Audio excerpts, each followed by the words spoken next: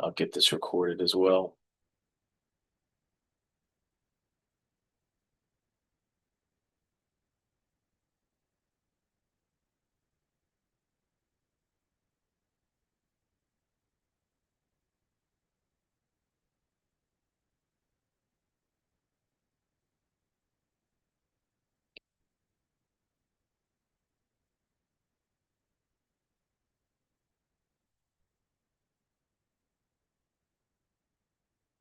Teen. Right.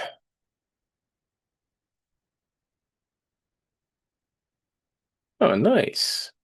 Discussions. And there's no page.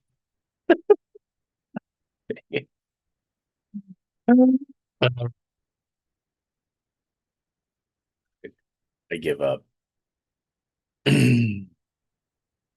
That's kind of cool, though. Sorry, I am off on a tangent here tonight. I'm doing some coding on a little side project that I have. So I'll come back to it at a later time. Control X, Control C. Here we go. Exit. Yes, so to exit. Exit. Kill LM Studio. There you go. All right, cool. We'll get started then. Recording in progress. We got most everybody here. So welcome again, back everybody. Hopefully everybody read the um, announcement I threw out today. I'll explain that a little bit. I share my screen, screen one. So I threw out an announcement today in regards to the assignment that was due this week. Ran into a little bit of an oversight. I've had some. I have an undergraduate class, a senior level class that's using the same environment, different accounts. There's like, I think I'm up to 16 different environments that are spun up in the student data center. And for whatever reason, I did not get a Kali box cloned in all of them. I was supposed to actually have two Kali boxes cloned in each of them. So I'm going to walk through this. And if you guys need to take a little bit of extra time for your vulnerability assessment, proposal, that's perfectly fine. You can take up to an extra week.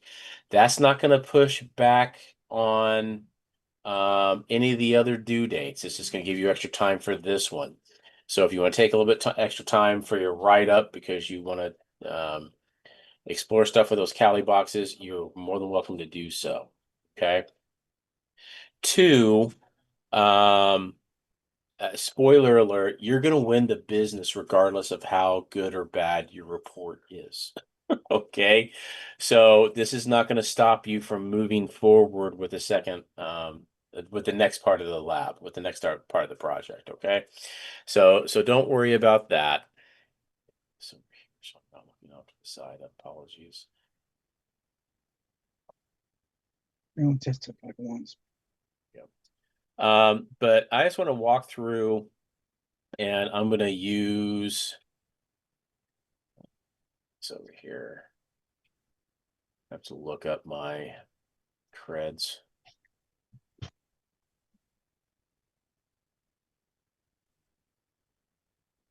There we go. There we go. So I'm gonna use team ones. So stream underscore brown one. I'm gonna use you guys as a guinea pig. So bear with me a moment. The first thing we need to do is get into Global Protect and log into the SDC. So hopefully you guys have gotten to this point. I think you probably have. All right. What? So unless you have a question. Thank you, guys.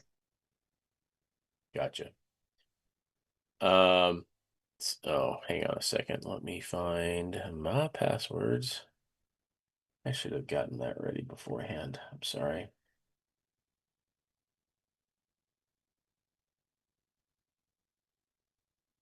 Ready.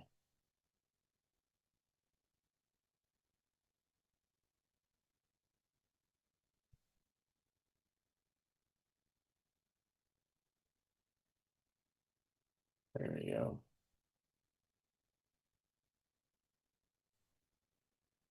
Okay.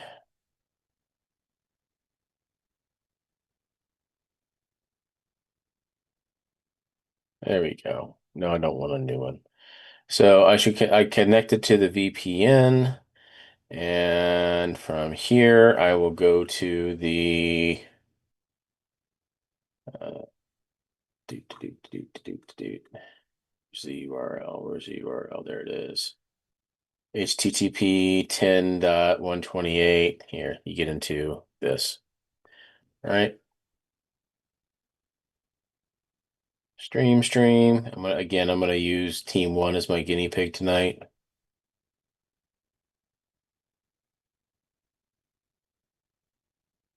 So sorry for the violation, Team 1. Make sure that you have the realm of SDC selected. If you select anything else, of course, it's not going to work. There you go. Always click past that. And they now have a Kali box in here. It looks like I think it's this. So here's your 1, 2, 3, 4, 5. Oh, I'm sorry. Let's go to here. Find out which one it's in. So it looks like it's in here.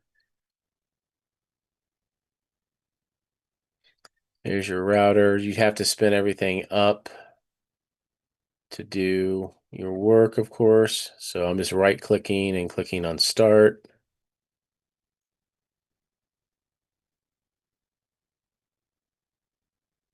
All right.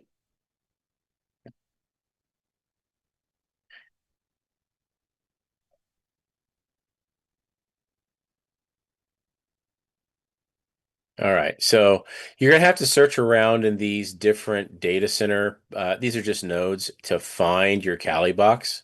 Our Kali box is. There should be at least one on the inside. I think that's this one. You can start that one up and it'll be the default Kali VM credentials, Kali. So username Kali, password Kali.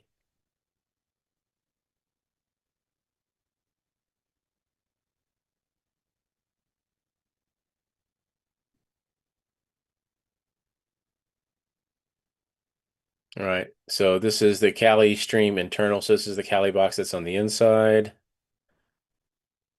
I don't see one on the outside yet, though. I thought that had been done.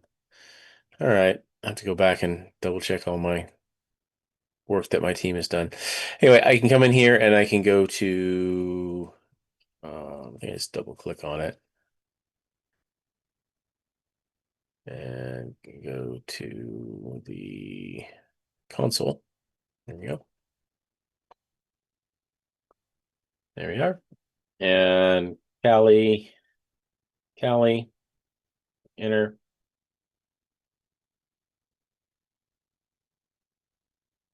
And once everything is spun up, I should be able to see my IP address config, which is 192.168.220.3. Yeah, this is on the inside. So I can do a quick nmap scan of that subnet.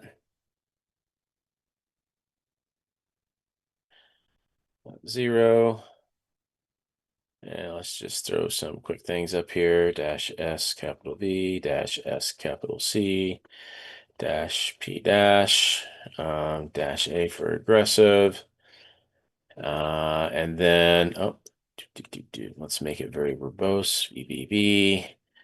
And then we'll pipe it to a file and call that file init -scan. Text. So what I'm doing here is I'm just doing a quick nmap scan with some standard switches. SV is for versions. SC is for standard scripts. -P dash is going to scan all 65,535 TCP ports. Dash A is going to make it aggressive, so it goes fast, and dash VVV is going to make it very, very, very verbose. The IP subnet, so this is going to scan the entire subnet, and then it's going to pipe it to a file called init-scan.txt. So this is going to take a while. And team one, you're welcome. I'm not going to delete it.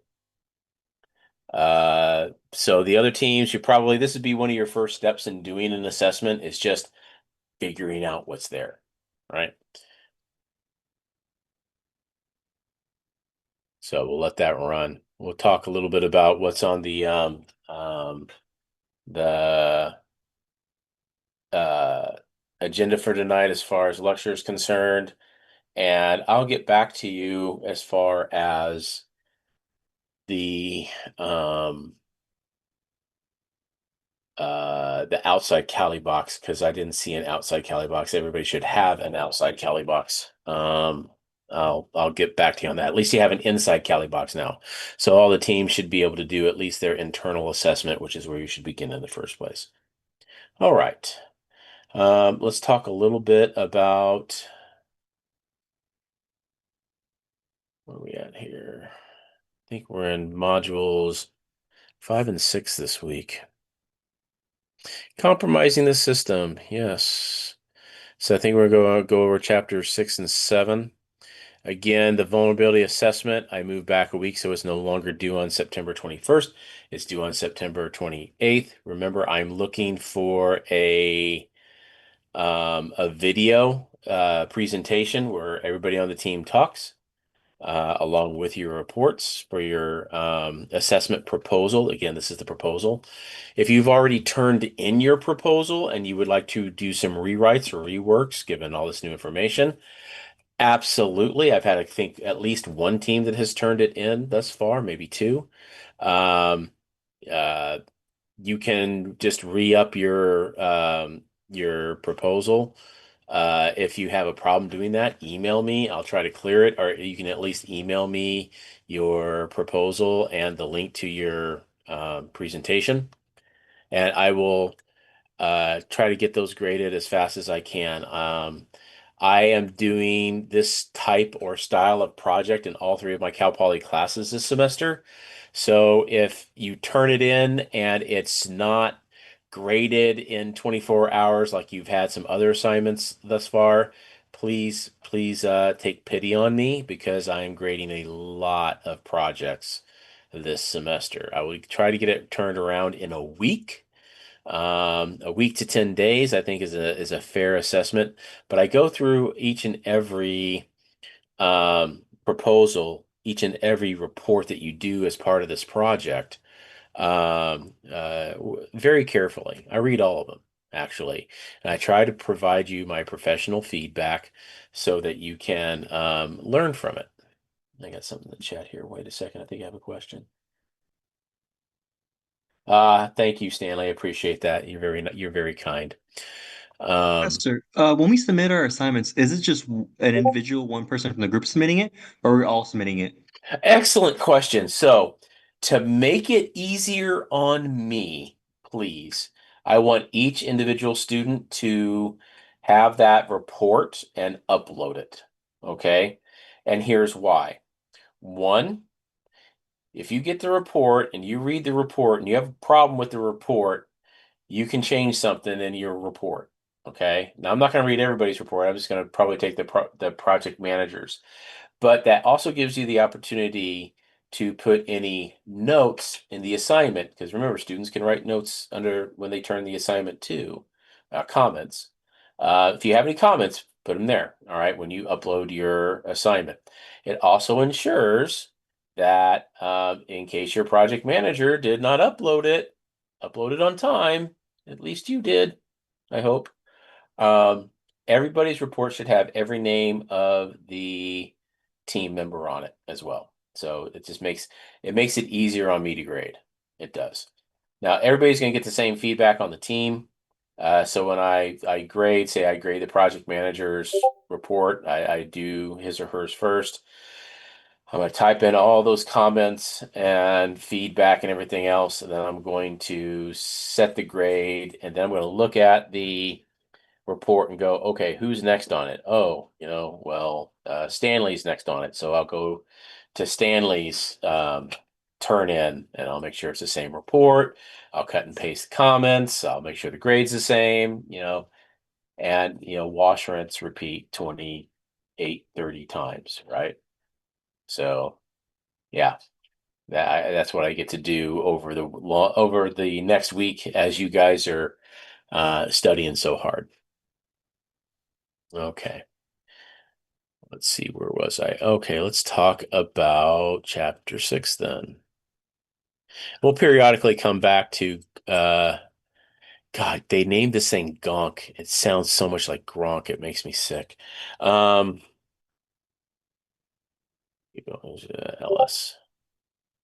So let's do a cat and it scan.text. Oh boy. Wow, it didn't scan a whole lot. That's not cool.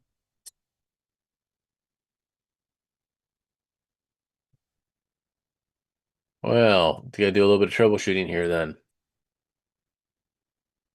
Where's everything else at? Here. There we go. We're all up and running.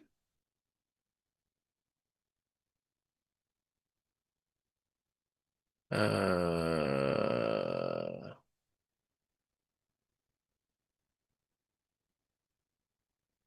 Columbia, Amazon, stream router. Connect. 192.168.220.1. Okay.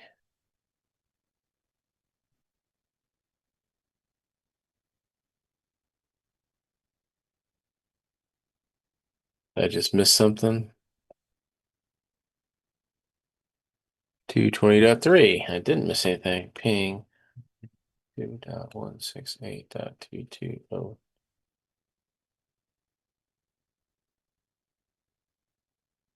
Sorry, Professor, to interrupt you. I just wanted to No confirm problem. something. When we Yeah, submit, go for it. we're submitting our recorded presentation and the PowerPoint as well? Yep. Okay. Thank you. So you're gonna submit your presentation. You're gonna submit your report. You're gonna give me a link to your presentation where you did your presentation, whether you uploaded it to OneDrive or you throw it on YouTube or Twitch or whatever. I don't care as long as the link works. Okay, well this is weird. I don't know why this is not working.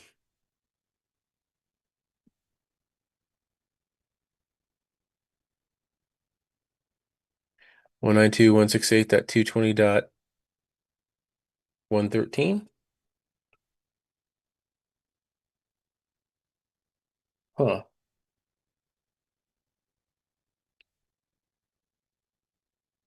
And there, why did it not scan? Did I goof up the nmap command? I wouldn't put it past me. Hello, Professor. Can you hear me? Yeah, I can hear Uh, you. I figured out what I did wrong. Go ahead. to to log into the Proxmox, we just have the team lead email you for the credentials. So this first part is an assessment, so a proposal, so you don't need the credentials. Okay. The second part is going to be a pen test. You don't need the credentials, so you don't need to log into anything. Remember, you're just doing, okay, what's it going to be? What are we going to do? What tools are we going to use?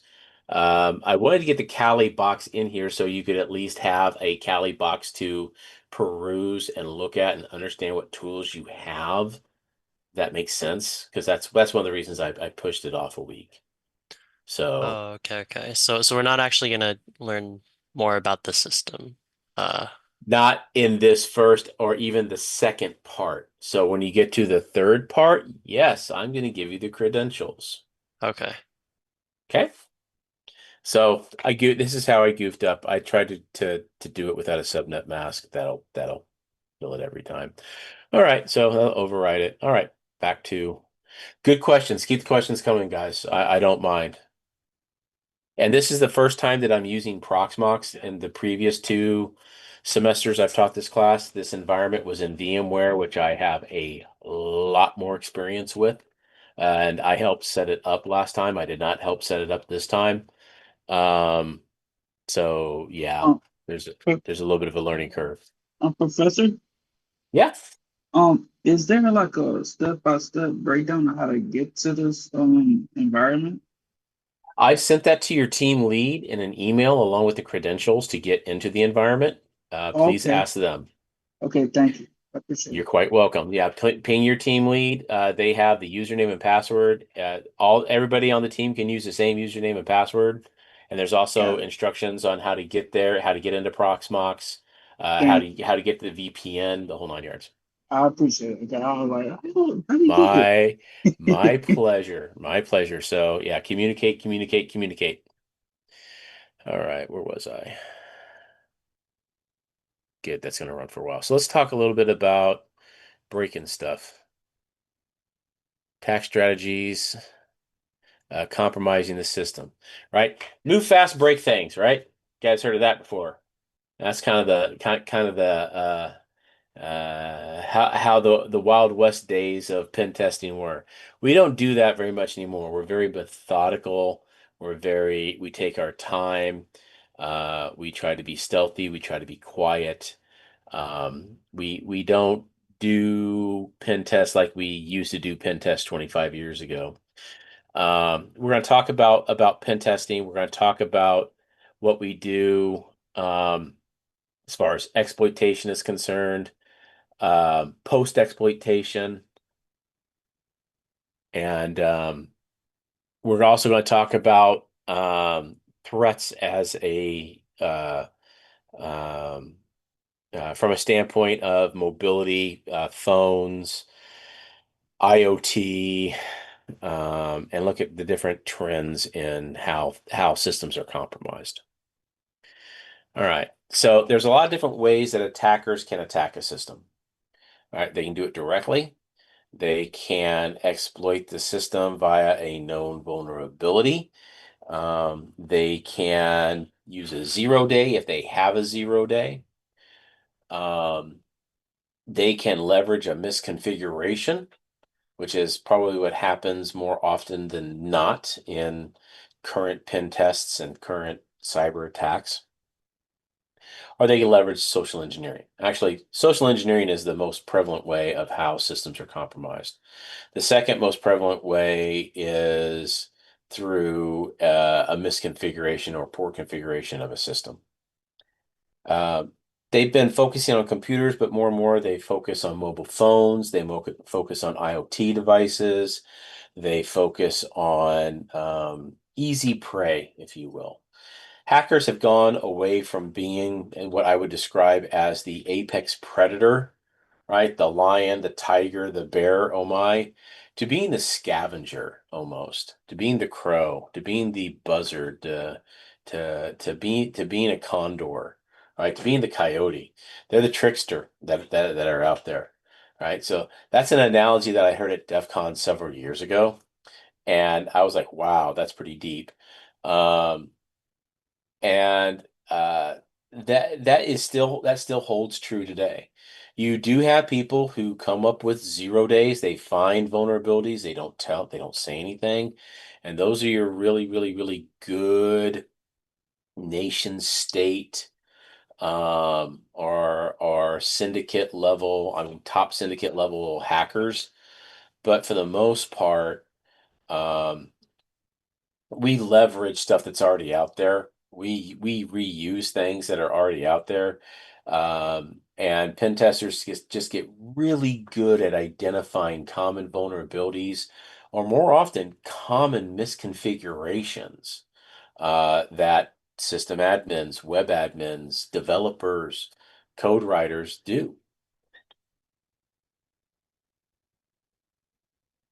So, a couple different types of extortion attacks might be malware that's dropped inside your system, ransomware. Ransomware is a type of malware. Um, and this is done for people to do extortion. All right. They want to be found, right? They want to be found. They want to be seen. They want to be stealthy when they're planting their malware, but when they pull the trigger and the ransomware goes off and it starts encrypting files, they want to drop that ransom note on a desktop or know who to send the email to as soon as they can so that they can get their money as fast as they can. This is a big, huge problem that has been pervasive in the industry for several years, probably the last, really prevalent the last 2 decades.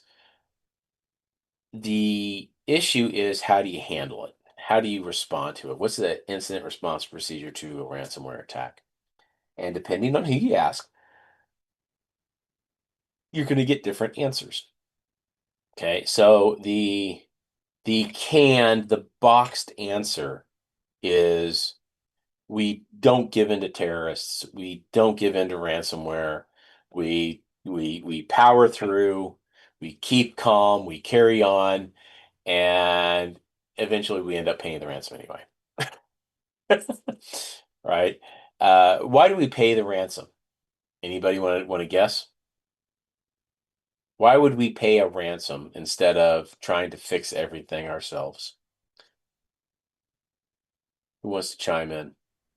Maybe because the lost productivity trying to cover from the ransomware attack is more costly than just paying ransom. Spoken like a true uh, business student, and you are absolutely 100% correct.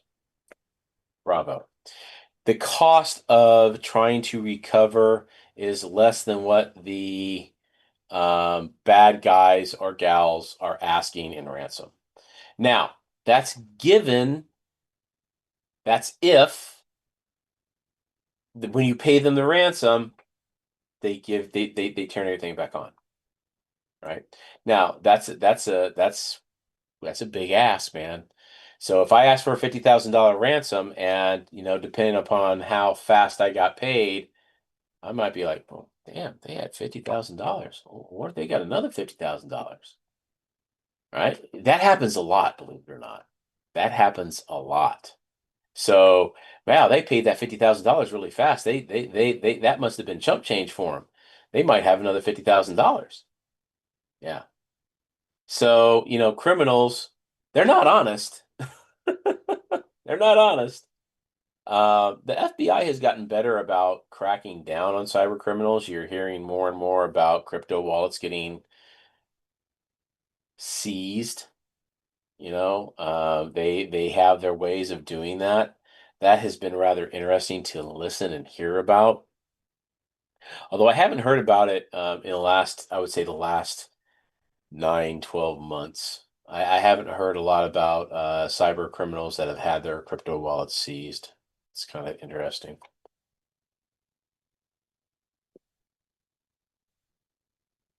Hmm. All right, data manipulation. So changing data within a system as a misinformation style attack. This might be like a supply chain attack, a la what happened to SolarWinds a few years ago. How you can counter that is integrity checking, file monitoring, endpoint visibility, data loss prevention, data encryption. That's a big one on any PCI DSS audit. Do you have your data encrypted at rest? Yes. What encryption are you using? How are you validating input for when it comes into a form? You can manipulate data in a lot of different ways. You can encrypt it through a web form to do SQLI, SQL injection. You can manipulate data in a file upload with a backend attack, a file upload attack, I should say. There's a lot of different ways you can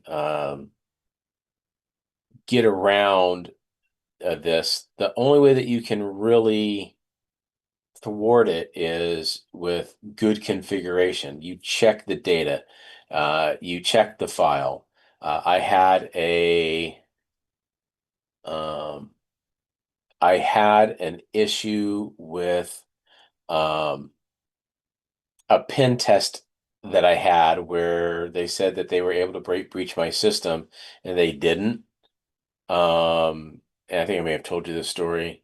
The company, it was a Big Four accounting firm, consulting firm, and they said they breached my system when they hadn't.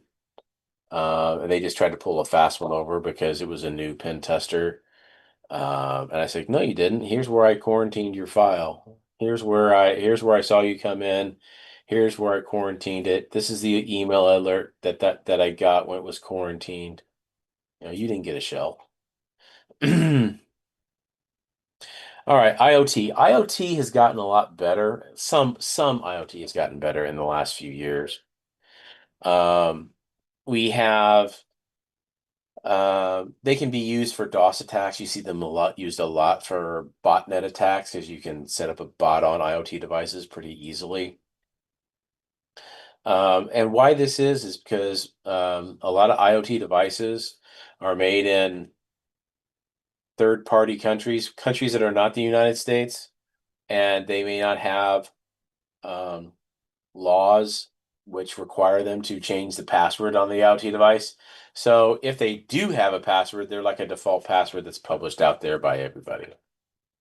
Right. And they're easy. If they're found on the internet, they're easy to break into just with a simple default credential attack. Backdoors. All right. So backdoors are something that are implanted into a system, typically for an admin to use to have access to the system. But there are other ways that you can incorporate a backdoor accidentally. PHP is notorious for this. You can leave file systems open in through say like PHP admin on a Linux box. You can have a netcat listener set up accidentally as part of a tool set. You can have something more elaborate that is put together, like having the guest account active and available for RDP access. Right? That's another one that I've seen, not very often, but once in a blue moon. A lot of these come down to misconfiguration, or it might be semi malicious. It might be an admin that is putting something there in case that they get fired. They have some way to get back in to do, to have some sort of malicious intent. So you still have to look for these, and sometimes you have to look for them manually.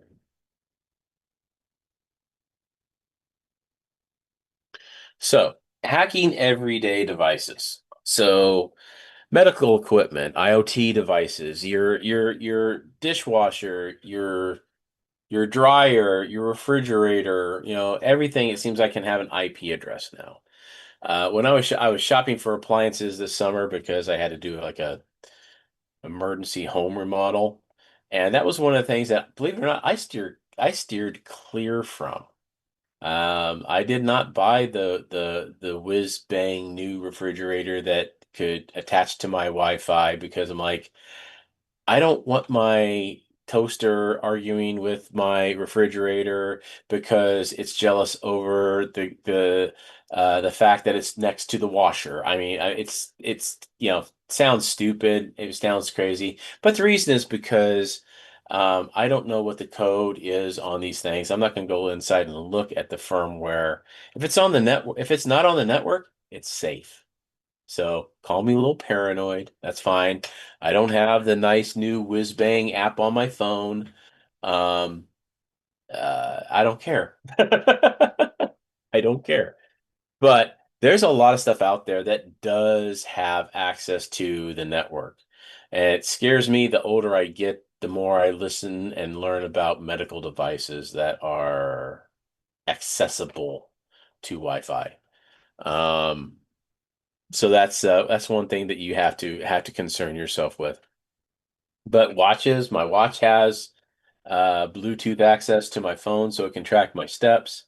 Um, I have, we have location on our phones for all kinds of different apps. I don't know if any of you guys have ever heard of the app called Pacer, Pacer. It's something I've gotten into like a lot in the last, year or so. I've gotten into doing races, 5Ks and 3Ks, and I'm getting ready to do my first 10K here really soon. So I'm waiting for the weather to cool down a little bit. But from that standpoint, I keep track of my health and my statistics on my log through my smartwatch. Probably a lot of you guys do that too, which which is really good, and you should look at that. Bluetooth, I'm not as concerned about as I am with Wi-Fi, because of it's more location based. Bluetooth has a longer range than a lot of people really realize, but it's not something that you really see a lot of people walking around a neighborhood trying to hack into.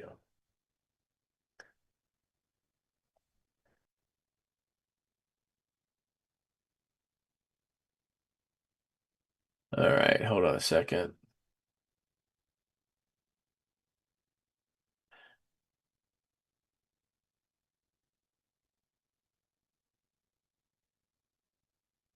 All right, Mustafa, I'm gonna have to get back with you. I got your email.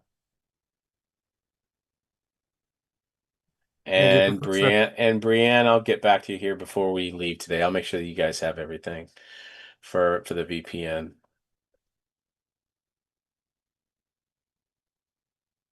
Although I think is Brienne in this class? Or is she in a different class? Nope, she's in here. Okay, I'll get back to you tonight, Brienne, before we leave, before we break for the evening. Uh,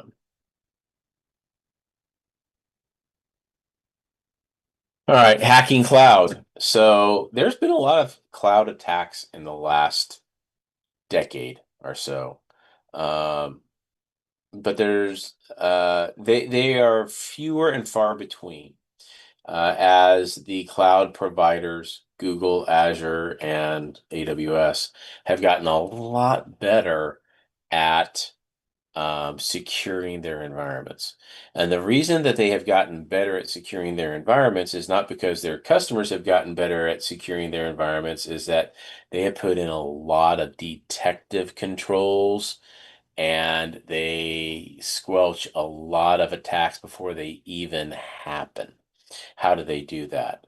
Well, they really watch IP addresses. They watch blacklists. They watch for malicious traffic onto systems, and they have devices in their networks that will kill a TCP session. So if they suspect malicious intent, they will just kill that traffic altogether, all the way to the point where you really can't even scan networks inside a cloud environment, especially AWS. AWS has gotten really good at this. If you're going to do a pen test on a client that is running inside AWS, you actually have to contact AWS in advance, say, hey, I'm going to do a pen test of this customer on this date between this time and that time. It might just be like a 6 hour window, and you got to get that pulled off within that 6 hours, right? So because basically what they do is they turn their intrusion prevention systems off. A lot of their intrusion prevention systems are proprietary to Amazon, that they've written themselves. They've gotten really good at it. So moving things to the cloud from a security perspective is not a bad thing. There are a lot of cloud tools that you can use out there. Cloud Tracker, OWASP Dev Tool, Prowler, uh, Nimbus Land. There's a lot of things that will check S3 buckets, even code like Lambda that they can check. All right, so applying the cyber kill chain to detect advanced attacks. A lot of the advanced attacks might be around data leakage or leaked credentials to, say, an IAM account. Um, it is really good to put a SIM inside of your cloud environment to monitor your cloud environment, um, regardless of what a cloud provider is going to guarantee you or not guarantee you. Ugh, sorry. Phishing, again, a social engineering style attack. They can go after a lot of things. They can go after you on your social media. They can go after your email. If they find your email, I've even gotten social engineering in text messages before. Um, it's getting to a little bit of I also get vished about once a month. Somebody will call me and try to extract information from me. I don't know where my phone number's gotten on a list somewhere, but I wish I could find it so I could pull it off. But this is pretty easily combated. You can limit the intel on a company. Don't advertise your CEO, your president, your CIO, your sysadmins. Don't advertise anybody's name. The only place really that to kind of put your information out there from a professional standpoint is LinkedIn. And even so, most people only put information. Let me step back a second. Um, there are some companies that will tell you, hey, don't list us on your LinkedIn profile, only list all your previous employers, right? So don't, say that you're a senior sysadmin at this, XYZ defense contractor. Okay. Now, after you separate from the company, if you leave the company, if you get fired from the company, if you get laid off from the company, then yeah, all bets are off. But all your access from that point forward is gone. So keep that in mind when you're looking at a job, especially in specific industries like aerospace. That's something you might not want to do. It really reduces your footprint. Sorry, guys. I've been up since 6 o'clock. It's getting to be a long day. Exploiting a vulnerability. So you have to properly enumerate it. So you need to figure out, okay, hey, look, this server's got Apache on it, and it's running on Ubuntu 20.02. Hey, it's probably susceptible to this. Well, are you sure? Well, you can figure that out with things like Nmap with certain switches. Let's go back and take a real quick look and see where we are. Have we finished yet?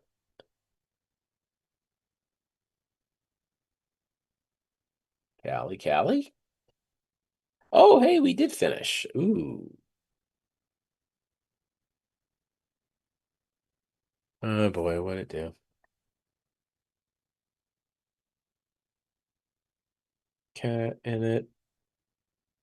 Okay, got a little bit more this time. Ah, good deal, good deal. So yeah, it's up and running. So, when you're doing a scan, you can find things like what ports are open on systems. And, when you're enumerating, you can look at versions of software. Let's just pull a bit more. Here we go. So, like, for example, this is.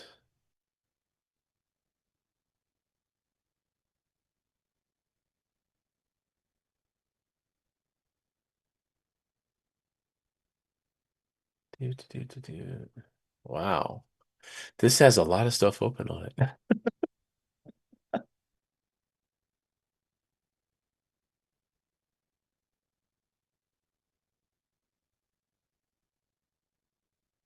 All right. Ooh, port 23 open telnet. That's cool. Not. All right. So here's a Nmap scan report for .133. Just for example, it tells you the ports that are open. It tells you that it has SSH and it's running Open SSH Server 7.8. All right. So I can look up, any vulnerabilities on Open SSH Server 7.8. To also tell me it's running Telnet, but it doesn't tell me what version of Telnet. It gives me some information about Telnet. It's running MySQL. It looks like it's MariaDB 5.5.5-10.3.28. So I could do a search on that version of MariaDB and see, hey, are there any vulnerabilities in this version of this database? And that will help me enumerate the system. You can also do manual enumeration where you look at web pages and you can look at the source code of a web page. You might find embedded scripts. You might find embedded notes in a web page. You might find information in robots.txt of a website if it's published. There's all kinds of things you can find, little breadcrumbs, if you will, that are left by administrators and developers. So once you effectively enumerate that system and find a vulnerability, you can craft an exploit. Crafting an exploit can be very simple. Oh, hey, let's just open up Telnet and throw in the default credentials that were left for us. Or they could be very complex where you have to write out source code or you have to write a specific one-liner of a bash command or Python command. Or it might be even more complex where you have several steps to exploit said vulnerability. You may have to chain vulnerabilities together to get to the ultimate level of privilege that you are looking for. 0 days, these are most worrisome. You can't combat them. Why can you not combat them? Because there's no patch for them. And you can have hackers who sit on 0 days for years. Right? They sit on it forever until they have a use for it. So spyware can be used to spy on organizations. The book gives a lot of different examples of 0 days, and they give some okay examples of it. This is one of the reasons you have to keep up with the CVE releases because if the CVE is really, really recent, that means the vulnerability from the time of being a 0 day uh, could be very short, and you can leverage that CVE from that time if it's a very short time period. You might be able to leverage it on systems that aren't patched or have not been patched yet. Fuzzing is just a way that you can do further enumeration on a system automatically. And buffer overflows, although they are less problematic today than they were 10, 15 years ago, you do see them come about from time to time. This comes from poor memory management in program creation or application creation. The developer didn't, adequately manage memory when it was set up in the application to be used or not used. And then it might have areas of memory, chunks of memory that can be leveraged to execute arbitrary code on the operating system itself, like say run a PowerShell script or run a command line script or run a bash script.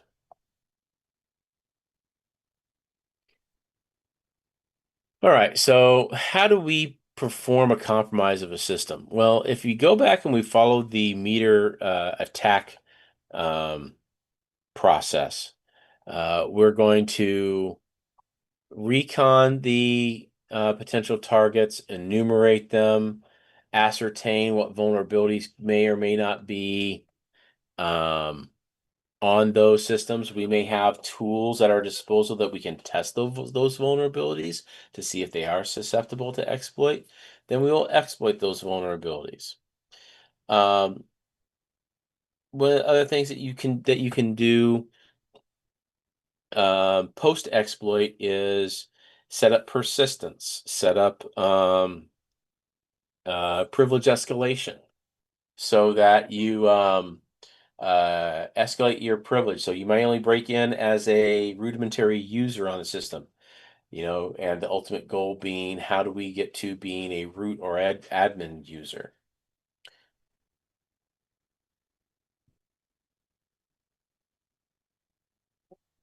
Core steps. Sorry, too many S's. All right. Deploy payloads, compromise the operating system, compromise a remote system, compromise a web-based system. It depends. Get in any way you can, right? So if there's not a back door, there might be a front door. If there's not a front door, there might be a side door. Don't you have to look and check everything. I know a lot of pen testers that they're really good at breaking into operating systems. Great, fantastic. Well, if the operating system's patched, what's your next move there? Genius. And there's web applications. There's um applications that might be thick client, client server based. You can have vulnerabilities in those. So once you have gained access to a system, depending on the engagement, you may be done. You may go, okay, look, we were able to get onto the system. We were able to document how we got into the system. We were able to escalate privilege and get root. Great. Write all that up. Well, some engagements, especially if they are red team engagements, may gauge how the incident response team reacts to a potential breach. And if this is the case, there may be a lag time between different phases of a red team engagement. So the first part of the engagement might be the breach, the data breach portion of the privilege escalation. But as part of that, you may also have a persistence step. The persistence step being that I will have to plant beacons, or I'll have to plant command and control systems to make sure that I keep my persistence, I keep my access to that system and other systems that I may have compromised throughout the network. So it's very important that you document how you're going to do that. Are you going to do that on a per system basis? Are you going to use a more of a agent-based system and have a centralized command and control server? Where are you going to put that command and control server? Can you have it run off of a victim machine? Do you have to have it on your machine? Is that traffic going to get sniffed? Is it going to get picked up by an intrusion prevention and detection program? Would that tip off the incident response team? This is all of the tactics that go into a red team engagement that have to be thought out. These are just some of the payloads that we can do. We can run them from OpenVAS, Nessus, Nmap scripts, Metasploit, Armitage, you name it. There's one called Empire. There's some other ones out there that are really, really good. Conboot. Conboot is old, but guess what? It still kind of works. I think it's even worked up to server 2019. So this is just a USB or a live CD. Yes, you can still do this on a live CD if it has a CD-ROM. That if you have physical access to the keyboard, you can reboot the system and put a USB in there. You can overwrite the SAM file of a Windows box, and this is again for Windows. Or you can do it for Linux really easily too. You boot into a live CD or a live USB for Linux, and then if you can gain access to the hard drive, you can go and rewrite the shadow file, and then put whoever you want in there for users. Similar thing for the SAM file or the files that control Active Directory.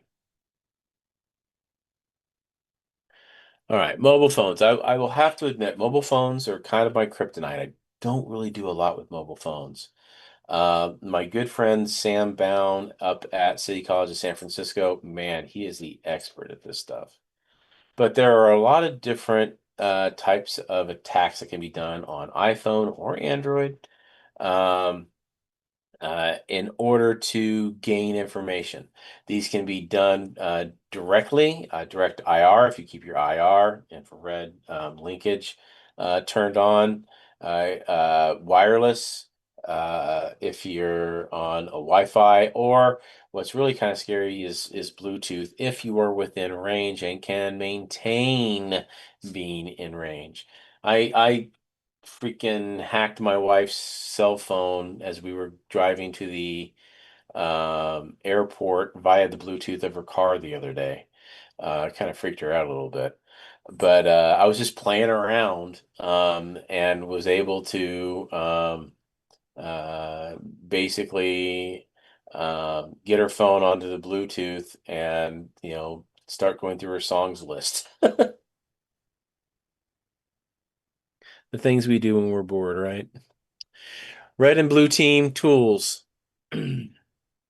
So, blue teams have tools as well. You have ways that you can actively have agents on a system that works, say, with a SIM and are constantly looking for, say, red team activity, beacons, command and control traffic, etc. So these are different types of programs that do that. And then, so that's kind of it for enumeration. I'm sorry, not enumeration, but attack strategies, compromises, and how to compromise the system. It's kind of at a high level. For the purposes of your engagement here, I would stick with, if you don't have a lot of experience, I would stick with using Metasploit. There's a lot of stuff that you can do with Metasploit. Use your vulnerability scripts that you have in whatever vulnerability scanner that you're using. You can also work with uh, there are a lot of tools in Kali Linux that you can leverage. Burp Suite for web application attacks. If you're familiar with that, or you can Google how to use it very quickly. I don't mind if you want to leverage AI. Don't have it write anything for you, but if you want to have it as a tutor or as a coach for helping you out with using Metasploit, that's perfectly fine. I do not mind that at all. I mean, that's what it's there for. How to add Instagram highlights from your camera gallery. I'm sorry, what was that? Oh, was that side channel attack? Okay. Uh,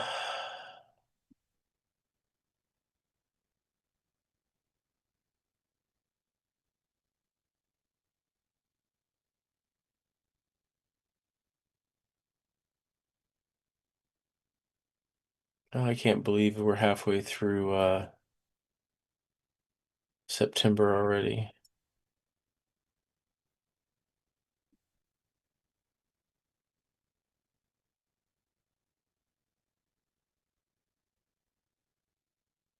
Excuse me.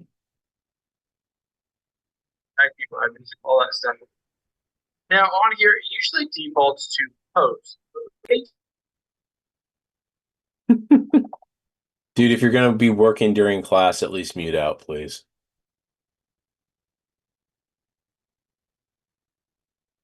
All right. So, user IDs, and this chapter is gonna be around identity and hacking identity or stealing identity, I should say. Compromising a user's identity for a system so that you can, leverage it to log in. So, what are the two accounts that we want to look for if we can absolutely positively compromise? What two accounts do we want to compromise? Anybody want to guess? Guys, still with me?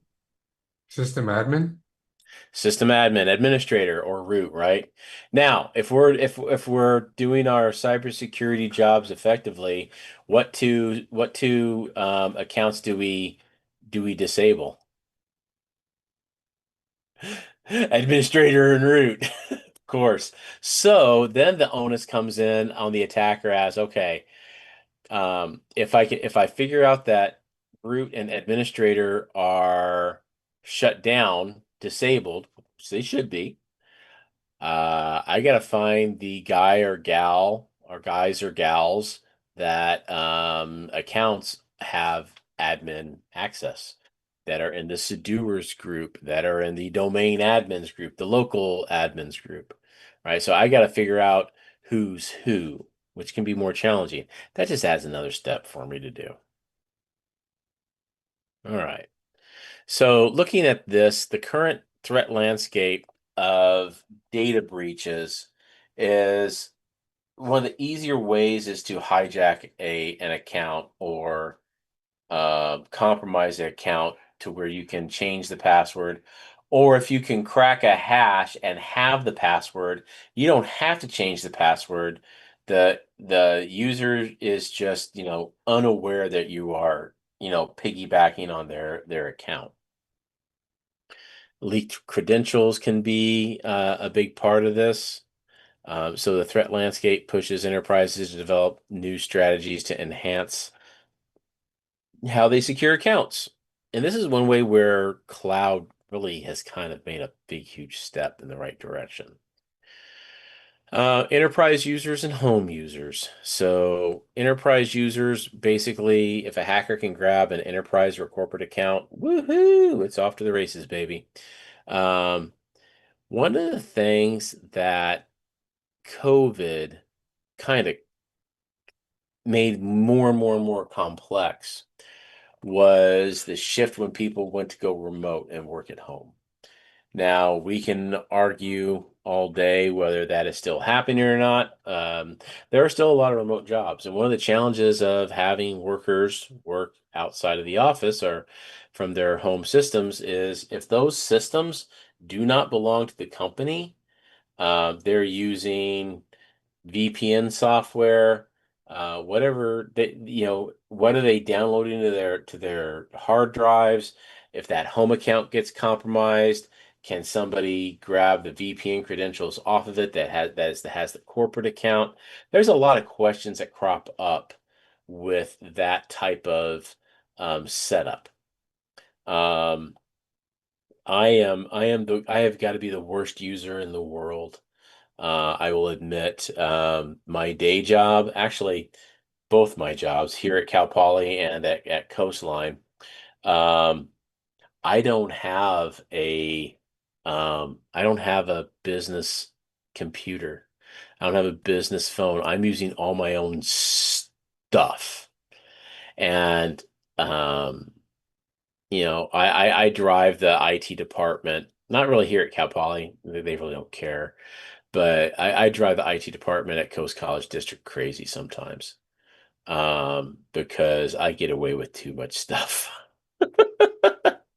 I know how, and they literally put spyware on everybody's laptops. And they have monitoring software on all the computers in the district to the point where I'm like, you know what? You can have your stuff back. I didn't use the word stuff though. I used another word that began with an S. I was really mad because I figured it out. I do have some forensic skills. I do have some cybersecurity skills. And I figured out what they were doing. They literally had key loggers on the system. And I was like, okay, no problem. Not a problem at all. I am not using your stuff. And I basically have a VPN into their account. I log into, Office 365. I do not use that account for my apps on my machines. I have my own apps on my machines that I use for like Word and Outlook and stuff like that. Some third party, some open source, some my own account. But I really got perturbed that they had went that to that level of Big Brother. Now, did they have the right to do that? That's a question for the class. Yes. Yes, they did. They absolutely did. Because they put it into they told the employee base about it, and then they put it in the employee handbook. Um, and when I kind of brought this up at the academic senate, I was it was like I was talking to a brick wall. My colleagues, other than the colleagues that I work with in my own department, they were like, huh? So I'm like, fine. The only way I can fight back is to not use your stuff. And I turned it all in. I said, here you go. Don't want it. I can still do my job without it. So yeah, that's I have that advantage. I have that privilege. I know a lot of people do not. And I feel sorry for them, but companies can get away with that. Absolutely. So Has their security posture softened since then? no. So I basically get around them however I possibly can. I only use even when I'm on campus there, and I'm only on campus there maybe twice a week max. I use my hotspot on my phone. I don't even go onto their network. All of the cloud all of the cloud software I use, fortunately, Canvas is not hosted on their campus. So I can still do all my teaching and I can do everything without touching their network. So it does not impact my job at all. So I still use the tools that they pay for, i.e. Canvas, and they have a system called Banner, but that's cloud hosted. So I'm like, okay, it's cloud hosted, no big deal. It's not in their data center. Um, I do host WRCC DC. They're at a data center. And I basically, fortunately, the network engineer, he was like one of the first employees I met when I was hired 7 years ago. He and I became fast friends. And I'm like, dude, just hook me up on a DMZ off your Palo Alto. I do not want to touch the inside of your network at all. Right? Just throw me to throw me a bone and just segment me off from everybody else. And he did. And we get along swimmingly well. We don't cross packets at all. And but yeah, I it was now I don't know if things are going to change because I forgot who asked that question. Was that Anthony? Yes. Okay, I thought so. Thank you.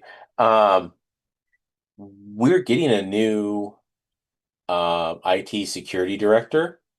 We're getting a new CIO. No, CIO? No, network director. Network director. So maybe things will change. I don't know. But they have not hired these folks yet. But yeah, it's really been draconian over there for the last 3 years. And you know, basically, okay, you can work with me or I can work around you type of a deal. All right, how stolen credentials can be used. Well, that's pretty straightforward. So we can use techniques like pass the hash. Pass the hash is where we steal a hash, right? Or we are able to copy a hash out of a system. Guess what? Passwords are not saved on systems. Passwords are first hashed through a hashing algorithm, and those hashes are saved on the system. And then the hash is looked up based off of the user ID and then checked against a reverse hashing algorithm to make sure that they match. If they match, hey, the password was the right password. Um, so we can use techniques like pass the hash, where we can take that hash and just use that instead of the actual password. And sometimes that will work, sometimes it will not work. We can also use stolen credentials directly into accounts. So there are different types of techniques in which we can steal credentials and or reuse credentials. We can do this in automation as well. All right, so the continuous improvement programs, CI/CD pipelines are a good way to automate large numbers of operations. And this is where you can fall into a supply chain attack or be the victim of a supply chain attack. So if something changes in this operation, you can have code rewritten, you can have backdoors inserted, you can have all kinds of nasty stuff that can happen. But typically there's a human interaction there somewhere.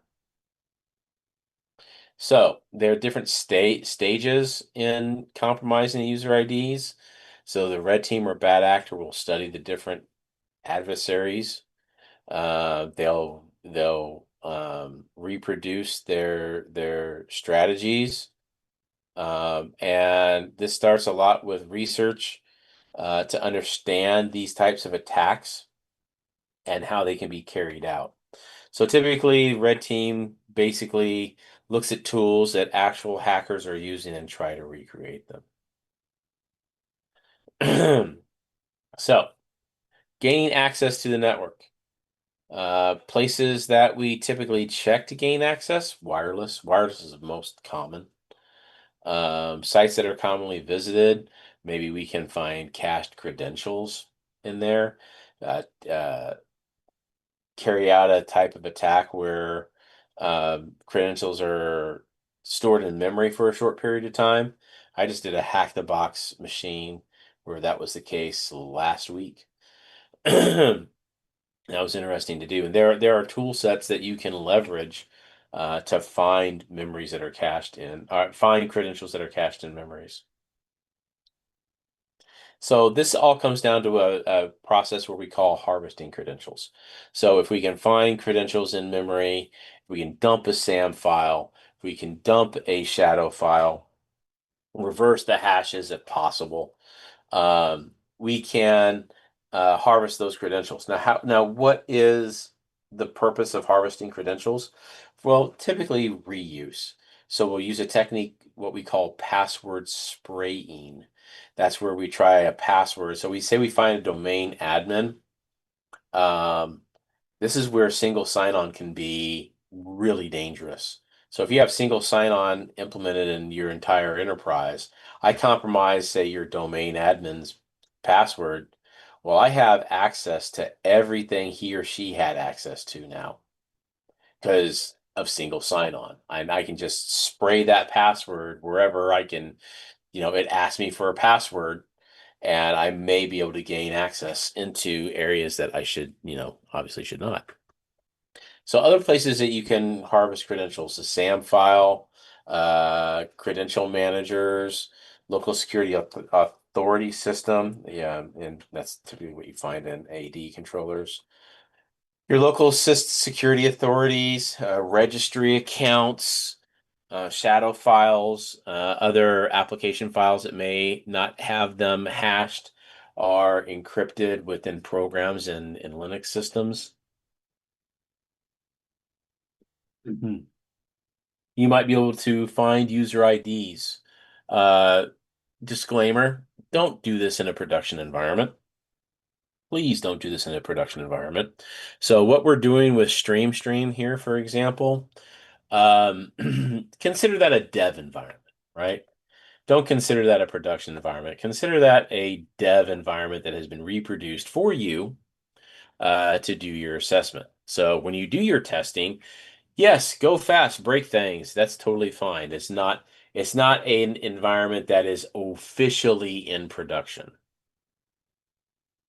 Once all these tests are done and validated, make sure that you build your own plan to reproduce them to ensure that once you have them patched, hey, it's not repeatable. Make sure you have permission. That's probably the biggest thing. So typically, if you're doing this on an internal site or an internal application, it permission is assumed. But if you are working with an external customer, a statement of work has to be in place. Your ROE, rules of engagement have to be in place. Brute forcing. So, hey, this is hacking easy mode, right? So here we're going to look at how accurate your monitoring system might be, how accurate your file monitoring is, because with modern GPOs and modern ways that we can set up system administration, brute forcing should never take place. It should never take place because once a set of credentials is tried 3 times within so many minutes, that account should be locked, and an email alert should be sent to the SOC. We should get alerted that, oh, hey, Jay Smith at acme.com has tried 3 times in the last 3 minutes with a password and has failed. Huh. I wonder if somebody's trying to hack Jay Smith's account. Probably so. That or Jay Smith is an idiot and he just forgot his password. Well, if Jay Smith calls into the help desk and asks for a password reset, well, do we have a way of challenging Jay Smith to validate identity? Are there security questions that we can ask Jay Smith? Are those on file? You see how we have a trail of crumbs here that we have to follow nowadays. Um, but brute forcing can be easily um, sidestepped as far as from a security standpoint. We can defeat it very easily. Also, one way we can defeat it easily is the strength of your password, right? So a long password, a complex password, capitals, little letters, numbers, special characters, probably at least 12 characters long, if not longer. Social engineering, we talked about social engineering. There is such a thing as a social engineering toolkit. There's an exercise in your book. You have a social engineering toolkit in your in Kali. It comes in there. It's very easily installed. It's fun to play around with. It's really, really, really old, but it's still relevant. It'll write phishing emails for you. Not as good as modern AI, right? It's not as good as modern AI, but it's fun. Um, Hypervisor attacks. You do see this in type 1 hypervisors where you have a hypervisor leak, and information is leaked from one subnet to another subnet or one VM to another VM.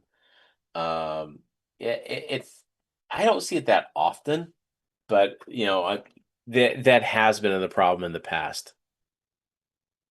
All right, so with that,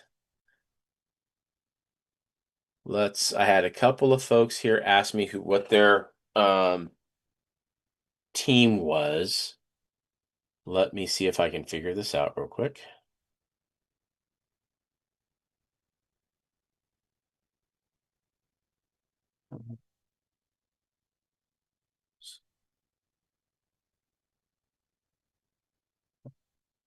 To do search on sent items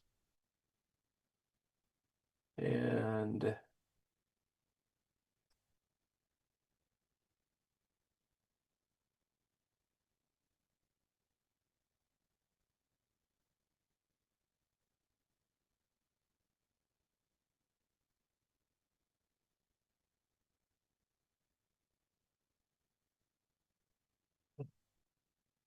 find out.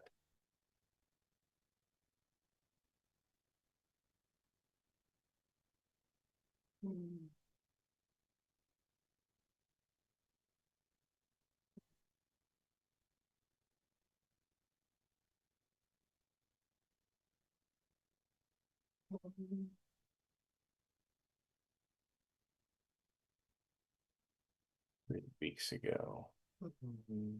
Okay, where's this at? 97910.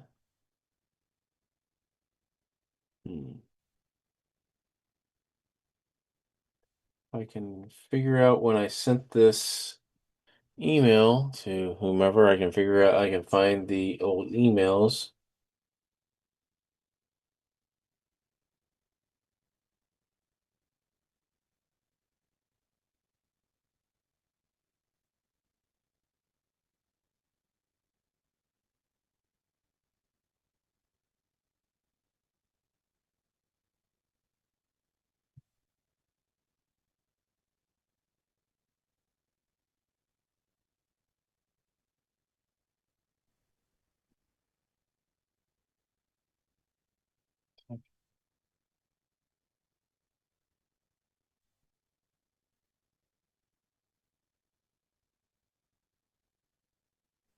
Hmm.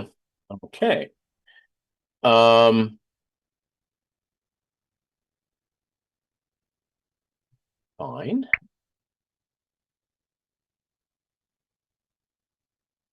Let's see.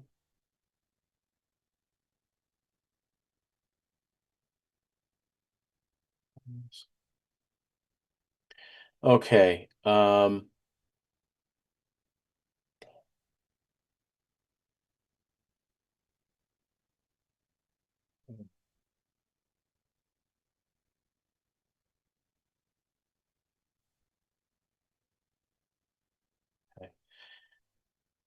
Okay. Did I have who's here's from team one? Who's here's from team one that I sent them? Giancarlo? Okay, thanks. 1 second. Thank you, Giancarlo. You're going to use you to try to find the emails that I sent out. Thank you. No worries, yeah. There we go. Were you sending out the instructions to log into the VPN? I'm trying to figure out when I sent them out and if to just get a general idea. So 828. So 828. Okay, hang on. Trying to backtrack here. Yeah, I don't think my group also received the email. We're gonna double check because Yeah. I sent them to the project managers, Okay. whoever was identified as the project manager. Okay, I so got mine August 28th.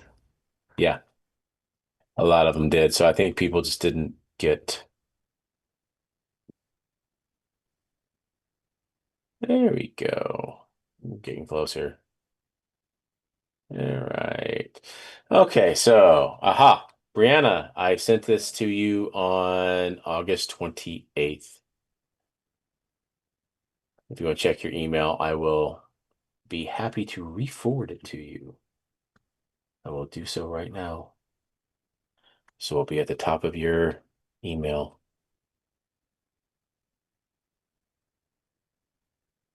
I'm the team lead for my group. I didn't receive an email from you from the Okay, 28th. so I sent it to Brianne, Giancarlo, Anthony Haro. So I had 1, 2, 3.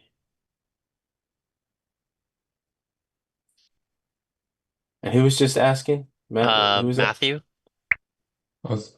Also, I'm not quite sure of my group number, but Wesley Dam didn't he's my team lead. I don't think he got it. Hang on. I'm checking to see here. So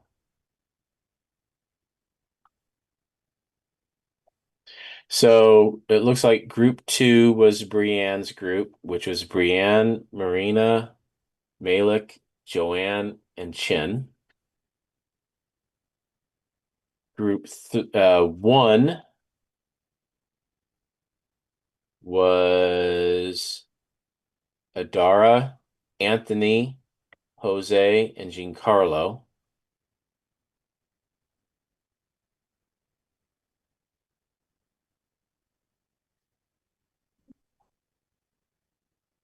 Is that right? Yeah. Stream 1, stream 2.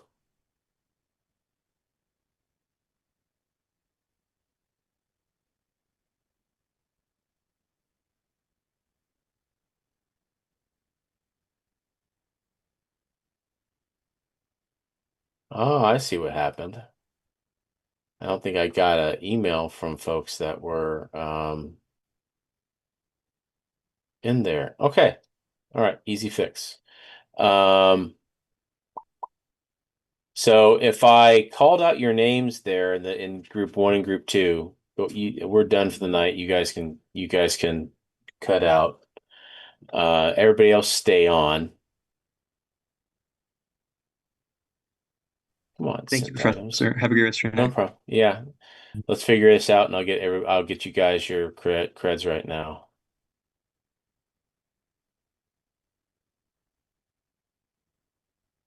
Come on, email, don't goof up on me.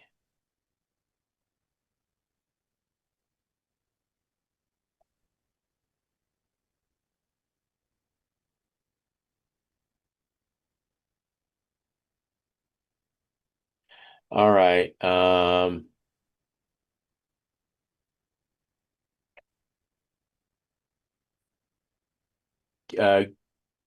do we have a Gary Luna on this group? I don't think we do. Okay, so this is another. Hmm.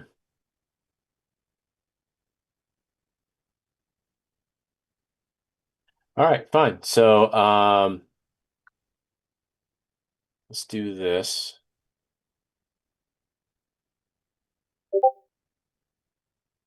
Box.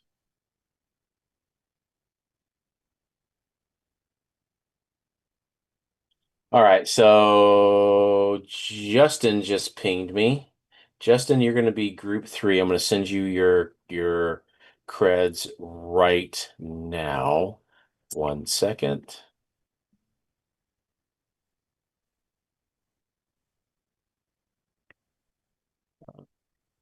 It's Marshall's email. You guys going to be group 3. Stream 3. There you go.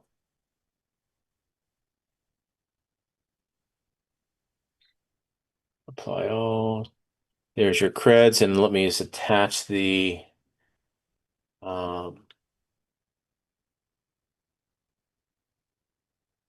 instructions here. Okay, so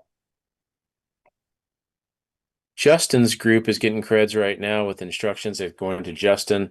So Justin and Feng Xiao, that you're the only two in your group.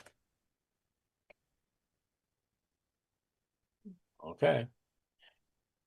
You guys can punch out of here.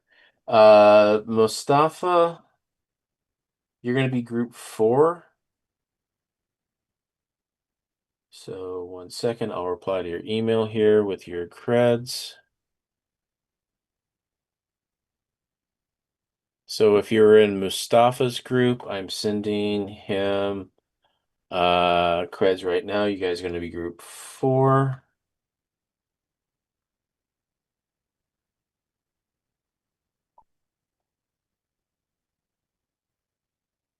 Username stream_brown4 with the password I'm sending you.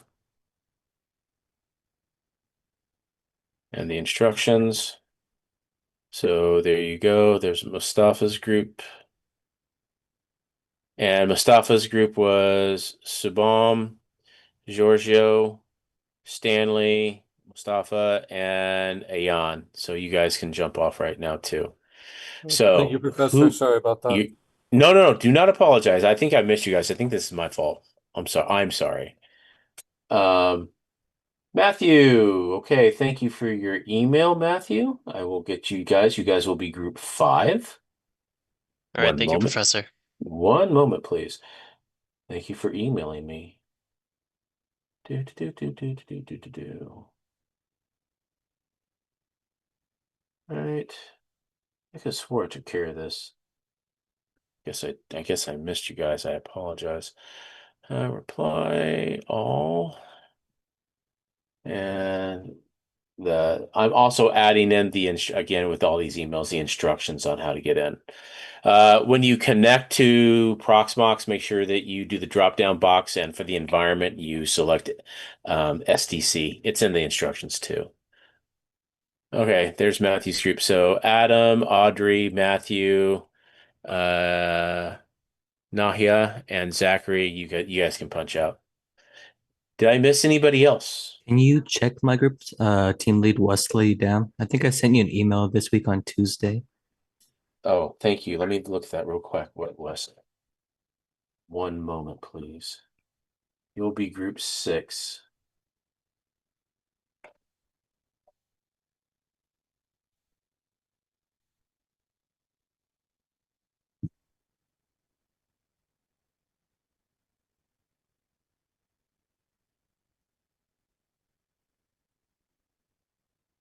Gotcha. 1 second, sir. Replying to that email right now. There's your creds and your instructions.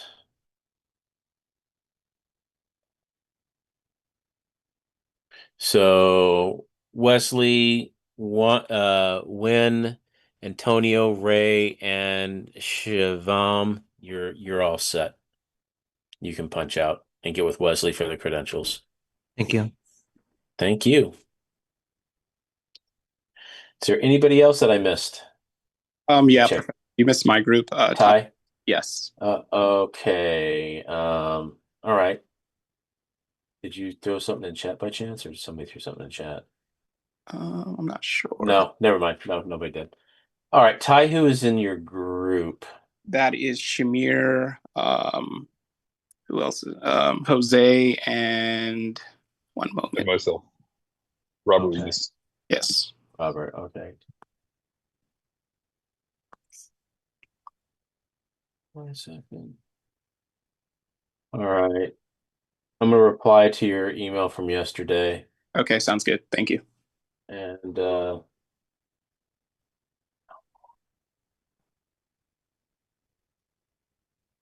right, there we go. Discard that. Back out. Go to other.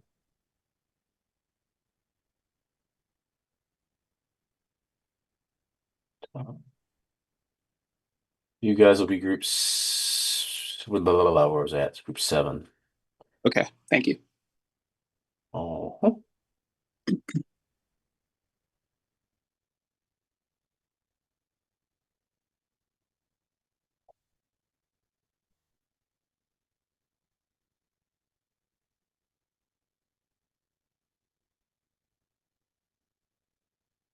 right, so that group, get with Ty.